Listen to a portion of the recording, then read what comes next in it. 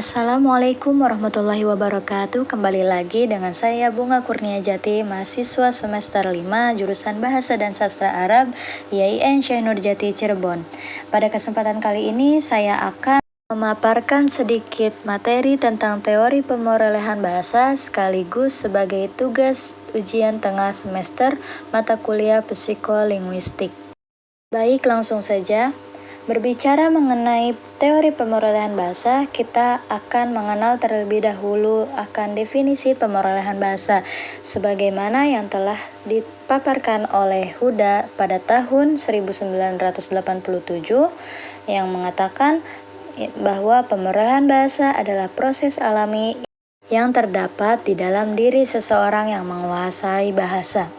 Adapun pemerolehan bahasa juga biasanya didapatkan dari hasil kontak verbal dengan penutur asli lingkungan bahasa itu.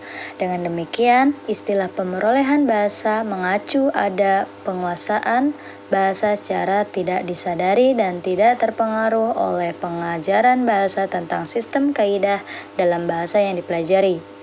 Dan teori ini juga bisa disebut dengan teori kertas kosong, yang mana pada halnya seperti seorang bayi yang sejak lahir sudah dikaruniai kemampuan dalam berbahasa. Selanjutnya, terdapat proses pemerolehan bahasa yang terbagi menjadi dua bagian. Yang pertama, kompetensi, yaitu penguasaan tata bahasa, dan yang kedua yaitu performansi, yang artinya pelaksanaan bahasa.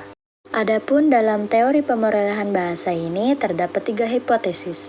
Yang pertama, hipotesis nurani, yang kedua hipotesis tabula rasa atau behaviorisme, dan yang ketiga yaitu hipotesis kesemestaan kognitif. Yang pertama yaitu hipotesis nurani. Dalam hipotesis nurani ini, semua anak yang normal akan mendapatkan suatu bahasa dari yang diajarkan oleh orang tuanya. Dan juga pemerolehan bahasa pada anak tidak tergantung pada kecerdasan anak itu sendiri. Misal, seorang anak balita yang diajarkan oleh ibunya untuk mengucapkan.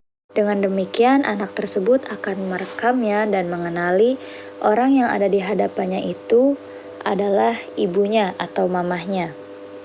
Dan cara kerja hipotesis nurani ini yakni pertama melalui ucapan-ucapan bahasa X atau dalam bentuk bahasa apapun.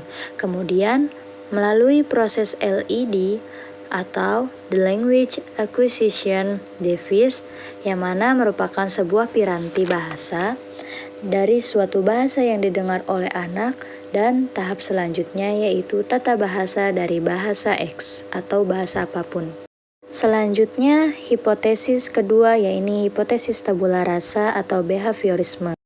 Hipotesis tabula rasa ini sendiri merupakan berdasarkan dari hasil pengalaman manusia. Dan teori ini juga disebut sebagai pembelajaran bahasa pelaziman operan. Adapun dalam teori tabula rasa ini menjelaskan bahwa anak akan mengucapkan bunyi-bunyi bahasa yang ia dengar atau babbling period, serta orang tua juga hanya memberikan bunyi-bunyi tertentu yang akan menjadi cikal bakal bahasa pertama anak. Semisal jika orang tua memberikan atau mencontohkan kepada anaknya untuk mengucapkan kata mama atau ayah, maka anak tersebut akan mengumpulkan dan menirukan bahasa tersebut atau kata mama atau ayah tersebut. Dengan demikian, jika anak itu berhasil menirukannya atau menyebutkannya, maka orang tua akan memberikan sebuah reward atau sanjungan kepada anak yang mana dia telah berhasil menirukan apa yang telah diucapkan oleh orang tuanya.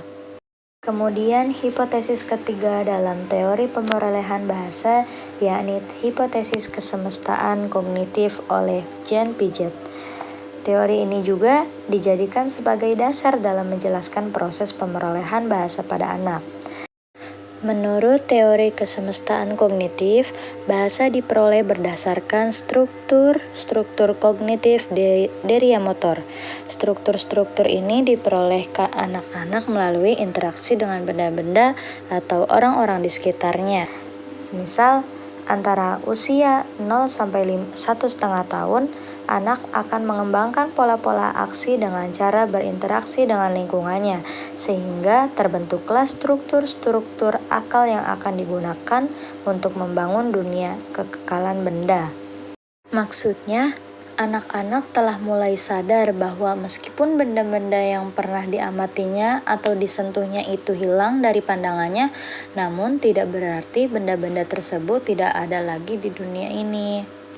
Dan dia sekarang tahu bahwa benda-benda tersebut itu dapat dicari dengan struktur aksi tertentu, misalnya melihatnya di tempat lain.